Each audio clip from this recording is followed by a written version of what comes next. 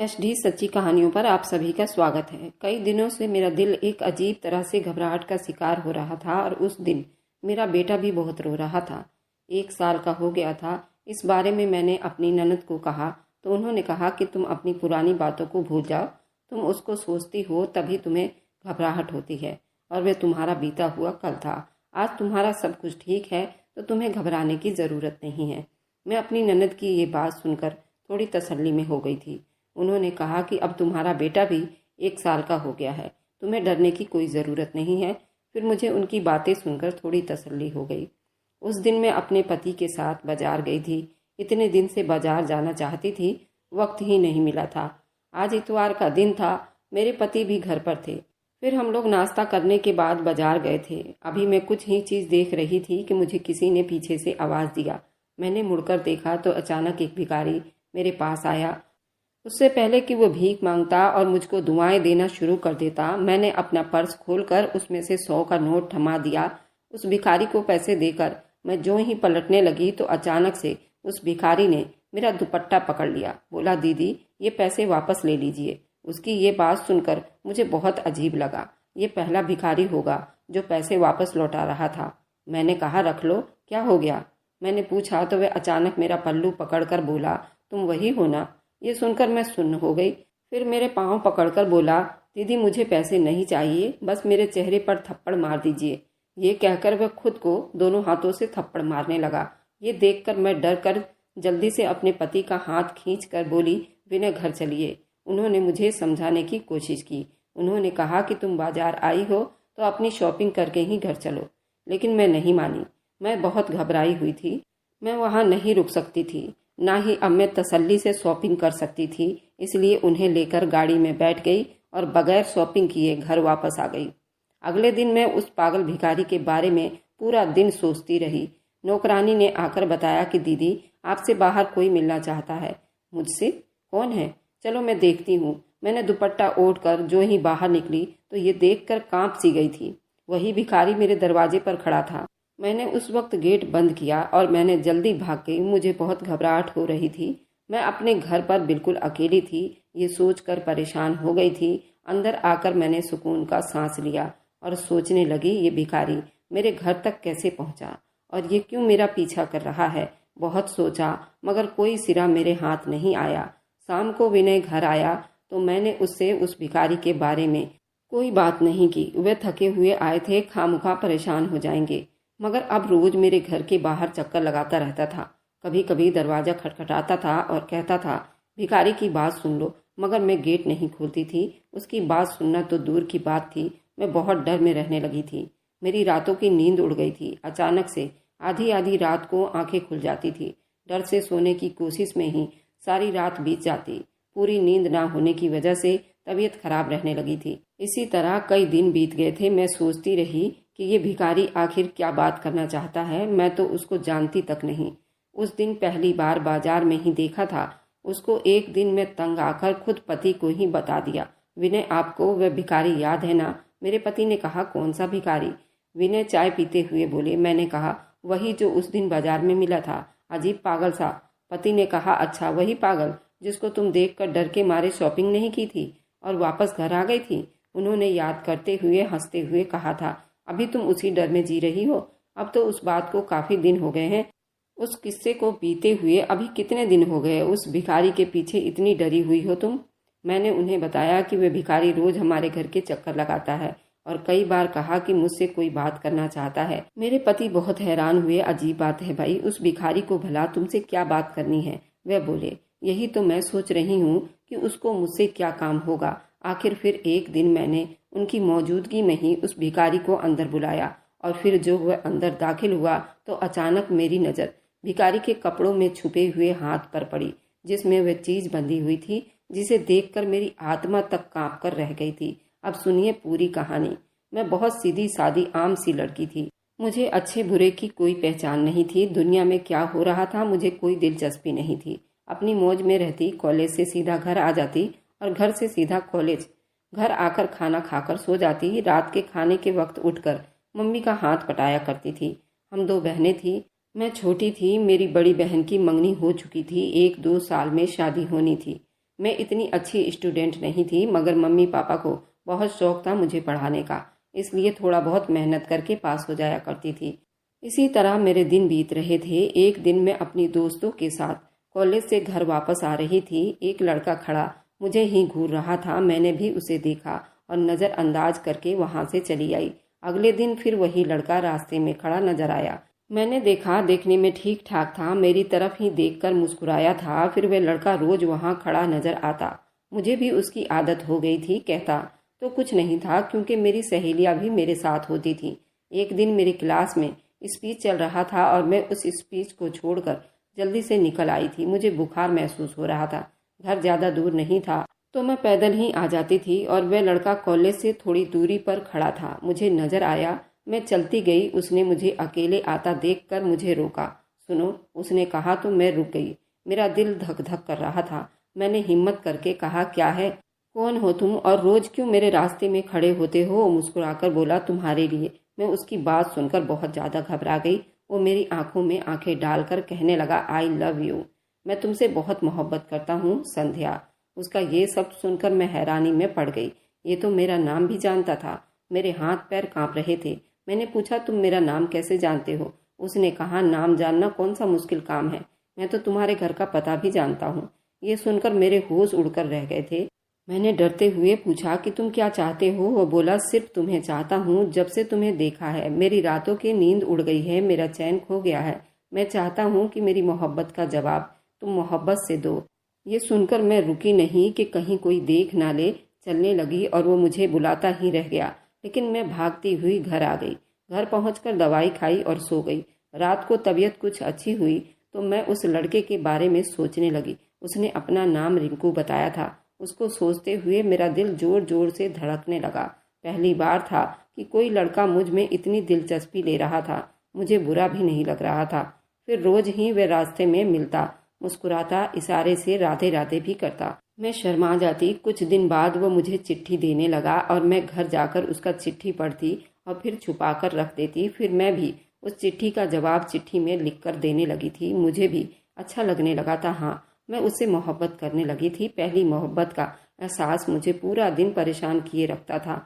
हम रास्ते में रोज एक दूसरे को देखते थे और बातचीत चिट्ठी से हो जाती थी। फिर एक दिन उसने चिट्ठी में लिखा कि हम कब तक आखिर चिट्ठी ही लिखते रहेंगे, अब मिलो मुझसे, हम दोनों को कहीं मिलना चाहिए। मैंने उसको जवाब में लिखा, मिलना तो मैं भी चाहती हूँ, मगर ये हो नहीं सकता, हम पकड़े जाएंगे। उसने चिट्ठी में लिखा कि तुम कॉलेज आना, वहाँ से मेरे साथ चलना, फिर मैं तुम्हें छुट्टी के टाइम कॉलेज छोड़ दूंगा। मैं मान गई। अगले दिन मैं कॉलेज के लिए निकली तो वह कॉलेज के पास में अपनी बाइक लेकर खड़ा था।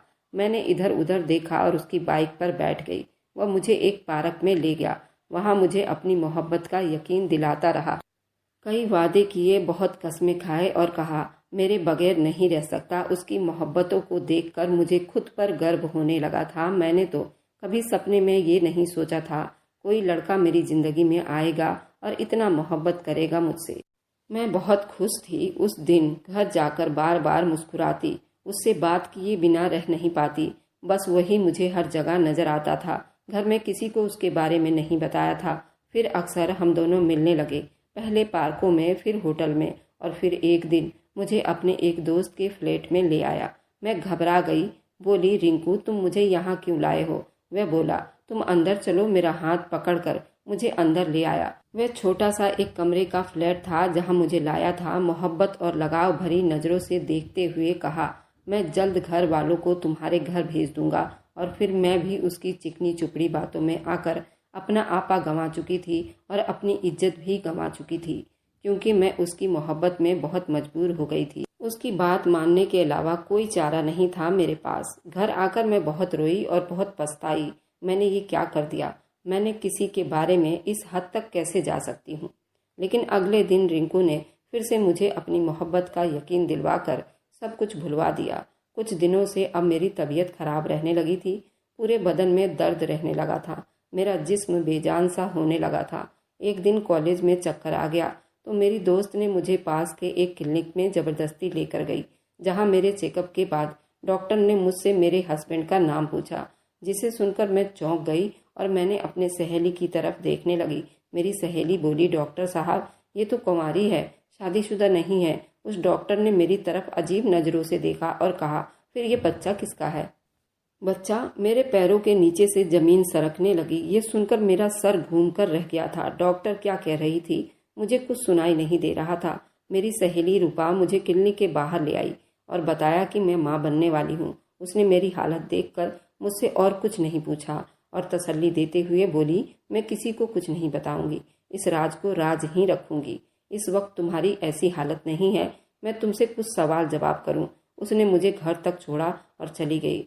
घर पहुंचकर अपने बिस्तर पर गिरकर मैं बहुत रोई। ये क्या हो गया मुझसे? अब मैं क्या करूं?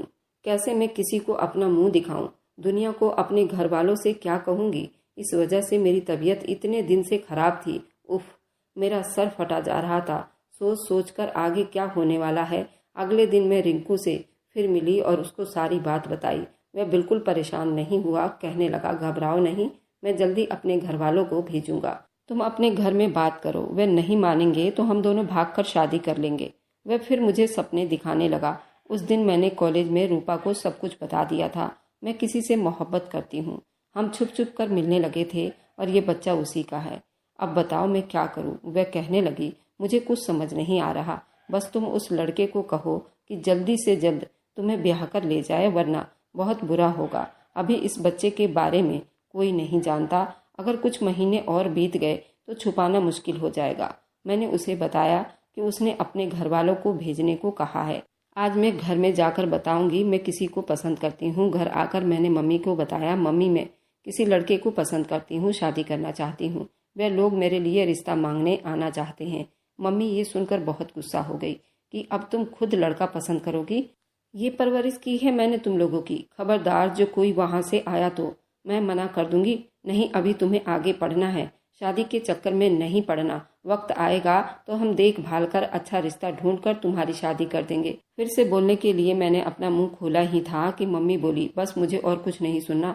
वह कुछ सुनने के लिए तैयार नहीं थी। अब मैं क्या करती? मैंने दूसरे ही दिन रिंकू को बताया तो वह सोचते हुए बोला, अब भागने के सिवा कोई चारा नहीं।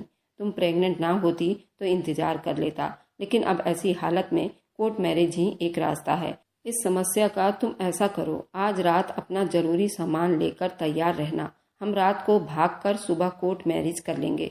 मैं उसकी बात मानती नहीं तो क्या करती? बदनामी वैसे भी मेरा मुकद्दर बन चुकी थी। उस रात मैंने अपना जरूरी सामान एक छोटे से बैग में डाला और सबके सोने का इंतजार करने लगी।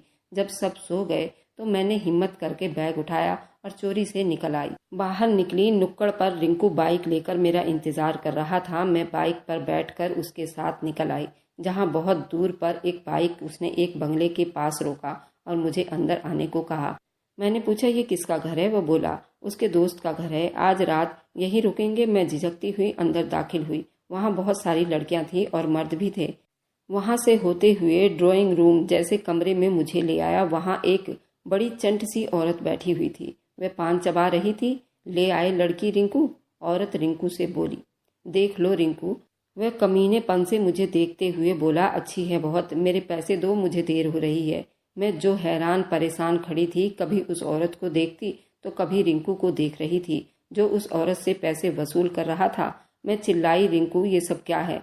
और तुम उस औरत से ये किस चीज के पैसे ले रहे हो? रिंकू पैसे लेकर बिना बात किए चलता बना। मैं उसके पीछे लपकी तो एक आदमी ने मुझे पकड़ लिया। औरत उठी और बोली, वह तुम्हें बेचने आया था। मेरा रंग बिल्कुल फीका हो गया। मैंने ना में गर्दन हिला दिया। वह बोली, तुम्हारा सौदा करके चला गया है, अब तुम मेरे कोठे की रौनक हो, जैसा मैं कहूँ वैसा ही करोगी तुम। उसने मेरे सर पर धमाका किया। मैं चिल्लाने लगी, नहीं, छोड़ दो मुझे, मैं यहाँ नहीं रुकूंगी। उन लोगों ने मुझे कमरे में बंद कर दिया, जहाँ चीख चीख कर और रो रो कर मेरी बुरी हालत हो गई थी। रिंकू ने मुझे बहला फुसला कर धोखा दिया और यहाँ कोठे पर बेच गया था। वह औरत बता रही थी, वह पहले भी 2 लड़कियां उसको बेच चुका था। मेरे साथ धोखा हो चुका था। मैं अपना इज्जत भी गंवा चुकी थी और अब ये कोठे की बदनामी इस गंदगी में नहीं रह सकती थी। मैंने दरवाजे को बहुत पीटा।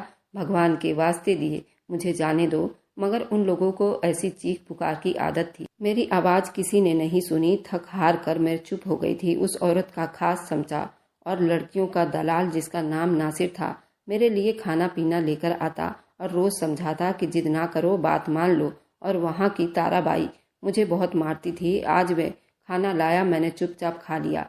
मैंने उससे कहा, मुझे बाहर जाने दो, मेरा यहाँ दम घुट रहा है, जैसा तुम लोग चाहते हो वैसा करूंगी। ये सुनकर बहुत खुश हुआ था और मुझे खाना खाने के बाद बाहर ले आया। तारा भाई भी मुझे देखकर बहुत खुश हुई और एक लड़की जिसका नाम लैला था उसे बुलाकर कहा कि लैला, संध्या को सब कुछ सिखा दो, उसका हुलिया ठीक करो और खाने पीने का ख्याल रखो, ये प्रेग्नेंट है। लैला बहुत अच्छी लड़की थी, मेरा बहुत ख्याल रखती थी। कुछ ही दिनों में उससे मेरी अच्छी दोस्ती हो गई। वह भी इसी तरह हालत की शिकार हुई थी और यहाँ तक पहुँच गई थी। मेरी तरह मैंने अपना सारा किस्सा उसे सुनाया था। उसने मुझसे कहा कि तुम किसी तरह यहाँ से भाग जाओ। मैंने उससे कहा, क्या ये मुमकिन है? मेरी आंखों में चमक आ गई। उसने मुझसे वादा किया कि वो मुझे अपनी तरह इस कोठे में बाजार की दावत बनने नहीं देगी, मौका देखकर मुझे यहाँ से निकाल देगी। उसकी बातें सुनकर कुछ तसल्ली हुई, मगर नासिर के होते हुए ये कैसे मुमकिन था? वह लड़कियों पर कड़ी नजर रखता था, लेकिन एक दिन वह एक नई लड़की आई थी और नासिर का सारा ध्यान उसी के तरफ था। लैला ने चोरी से गेट के ताले की चाबी बनवा ली थी और नासिर के कमरे में जाकर उसके पानी में नशे की दवाई मिला दी थी। देख संध्या, आज तुझे यहाँ से हर हाल में निकलना है, लैला बोली। लेकिन मैं जाऊंगी कहाँ? मैं घबरा कर बोली।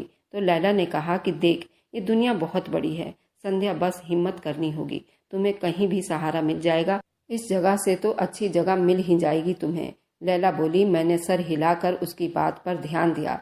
ये वो जगह थी जहाँ पर रात में दिन होता था और सुबह हर कोई थक हार कर कुछ घंटे के लिए सो जाया करता था। यहाँ रात को निकलना नामुमकिन था, इसलिए लैला ने सुबह सवेरे मुझे निकालने का प्लान बना लिया। जब सुबह सब सो रहे थे, मैंने अपना सामान उठाया और दबे पैरों से लैला के साथ गेट तक आ गई। इधर उधर देखते हुए लैला ने ताला खोला और मुझे गले लगाकर वहां से बाहर निकलने को कहा। मैं तुम्हारा एहसान कभी नहीं भूलूंगी लैला, भगवान तुम्हें इसका फल जरूर देगा। ये कहकर मैं वहां से निकल गई। लैला ने फिर ताला लगा लिया। लैला ने कुछ पैसे भी दिए थे, ये कहकर कि तुम्हारे काम आएंगे। मैं अब घर नहीं जा सकती। रिक्शे पे बैठकर उससे पता बताकर उस डॉक्टरनी के पास पहुंच गई थी। डॉक्टरनी साहिब भी पहुंच गई थी। मुझे देखकर उन्होंने पहचान लिया था। मैंने उनसे कहा कि मैं बच्चा नुकसान करवाने आई हूँ। वह मेरा सारा किस्सा सुनकर बोली, ये तो बहुत बड़ा पाप का काम है, मैं नहीं करूँगी। वह डॉक्टर मुझे अपने घर ले गई। वे बहुत अच्छी औरत थी, मेरा बहुत ख्याल रखा करती थी। मेरी शादी अपने छोटे भाई विनय से करवा दी, सब कुछ जानते हुए भी, और कहा कि विनय से अपने बीते हुए कल के बारे में कोई बात न करना, मैं सब कुछ देख लूंगी। मैं बहुत खुश थी। विनय को कुछ नहीं बताया, ये तक नहीं बताया ये बच्चा उसका नहीं है। बच्चा 7वें महीने में पैदा हुआ। उसके मुताबिक वह बहुत अच्छा इंसान था, मुझे बहुत प्यार करता था। बेटा 1 साल का हो चुका था। जब उस दिन मैंने सोचा उस भिखारी को विनय के सामने बुला लूं।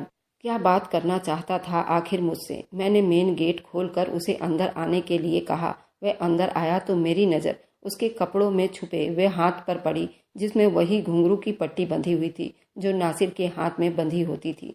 मेरा दिल बंद सा होने लगा, ये जानकर कि ये कमीना नासिर। मेरे पति विनय ने उससे पूछा कि क्यों मेरे घर के चक्कर लगाते हो और क्या कहना चाहते हो। वह मेरी तरफ देखते हुए बोला, मुझे मदद चाहिए। मुझे पसीने आ रहे थे। वह मेरे बारे में विनय को बताने वाला था। विनय ने कहा, कैसी मदद? विनय ने उस भिखारी से पूछा। तो मैंने अपने माथे पर आया पसीना पोंछती जा रही थी। वह बोला, बहुत गरीब हूँ साहब, मुझे किसी काम पर रख लो। विनय ने कुछ पैसे देकर उसे चलता किया, ये कहकर कि काम हुआ तो रख लूंगा। अगले दिन विनय के जाते ही मैंने उसे गेट खोलकर पूछा, क्या चाहते थे तुम? उसने कहा कि वे कोठा छोड़ चुका है, उसे पैसे चाहिए। मैंने उसे पैसे दिए और हर बार वह फिर आ जाता पैसे मांगने। मैं उसे पैसे बहुत बार दे चुकी थी, ना देती तो वह विनय को सब कुछ बता देता। उसे कैसे छुटकारा पाती? मेरे दिमाग में उसको मार डालने के अलावा कुछ नहीं आ रहा था, लेकिन मैं ये नहीं कर सकती थी। लेकिन अब उसकी ब्लैकमेलिंग में नहीं आऊंगी, ये सोच लिया और उसको पैसे नहीं दिए। वह धमकियां देता रहा, लेकिन अब मैं उसके डर से निकल आई थी कि कब तक उससे डर कर मैं जीती रहूंगी। अगले दिन वो फिर आ गया। मुझे बताया कि वह विनय को सब कुछ बता चुका हूँ। तुम क्या हो? ये सुनकर मुझ पर कंपकपी सवार हो गई। मैं अपना बदला ले चुका हूँ, अब क्या करोगी तुम? ये कहकर हंसने लगा। उसी वक्त पुलिस लेकर विनय वहां पहुंच गए और पुलिस नासिर को गिरफ्तार करके ले गई। विनय मेरे साथ थे और मैं उनके सामने सर झुकाकर कुर्सी पर बैठ गई। वो मेरी तरफ देख रहे थे। बोले, संध्या, मैं ये सब पहले दिन से जानता था। ये सुनकर मैंने अपना सर उठाया तो वो बोले, हाँ, मेरी बहन ने मुझे सब कुछ बता दिया था और मुझे तुम अच्छी लगी तुम एक अच्छी लड़की थी, तुम्हारे साथ तो कुछ गलत हुआ था, लेकिन मैं तुम्हें उसकी सजा क्यों देता? तुम उस वक्त नादान थी, तुम्हें पूरा हक था, तुम भी अच्छी जिंदगी जियो। मुझे तुम्हारे बीते हुए कल में कोई दिलचस्पी नहीं है। तुम मेरी अच्छी पत्नी साबित हुई हो, मुझे तुमसे मोहब्बत है। बस इतना याद रखना कि तुम हमेशा मेरा साथ देना। मैं उनकी ऐसी मोहब्बत देखकर उन पर फिदा हो गई थी। उनका एहसान, उनकी मोहब्बत, ये सब मेरे लिए भगवान की कृपा थी। मुझे याद नहीं आ रहा था, जितना धन्यवाद करती उतना ही कम था। मैंने सुकून भरी सांस लेकर विनय की तरफ देखकर सोचा, अच्छे और बलवान लोग आज भी मौजूद हैं इस दुनिया में। जैसे मेरे पति की बहन और मेरा पति खुद, ऐसे बलवान लोग हर किसी को नहीं मिलते। मगर मेरी तो खुश नसीबी थी, मैं जमाने भर की ठोकरें खाने से बच गई। मगर मैं उन सारी लड़कियों से कहना चाहूंगी, जवानी में कोई ऐसी गलती ना करें जो आपके माँ बाप का सर शर्म से झुका दे और आप खुद भी सारी उम्र पछताने के लिए रह जाएं। उसके बाद मैं अपने माँ बाप से तो कभी नहीं मिली, ना जानी वे किस हाल में होंगे और मेरे लिए क्या कुछ सोच रहे होंगे। मैं तो अपने माँ बाप के लिए सिर्फ भगवान से प्रार्थना करती हूँ, हे भगवान उनको सब्र दे कि उनको मुझ जैसी घटिया बेटी मिली थी। इस कहानी में मेरे साथ जो हुआ, आप उसके बारे में क्या कहना चाहेंगे? मैं आप लोगों से पूछना चाहती हूँ ताकि आजकल के सभी लड़कियों को पता हो कि उन्हें क्या करना चाहिए और मेरी जैसी गलती वे लोग कभी ना दोहराएं। तो प्लीज़ कमेंट सेक्शन में ज़रूर बताइएगा। अगर आपको आज की कहानी पसंद आई है तो वीडियो को ज़रूर लाइक कीजिएगा और अपने दोस्तों के साथ शेयर भी कीजिएगा। और हाँ, अगर आपने अभी तक हमारे चैनल को सब्सक्राइब नहीं किया है तो ज़रूर सब्सक्राइब कर लें। मिलते हैं हम अपनी कल की एक नई दिलचस्प कहानी के साथ। मुझ पर सदा अपना प्यार और स्नेह बनाए रखें। सभी को मेरा प्यार भरा नमस्कार दोस्तों।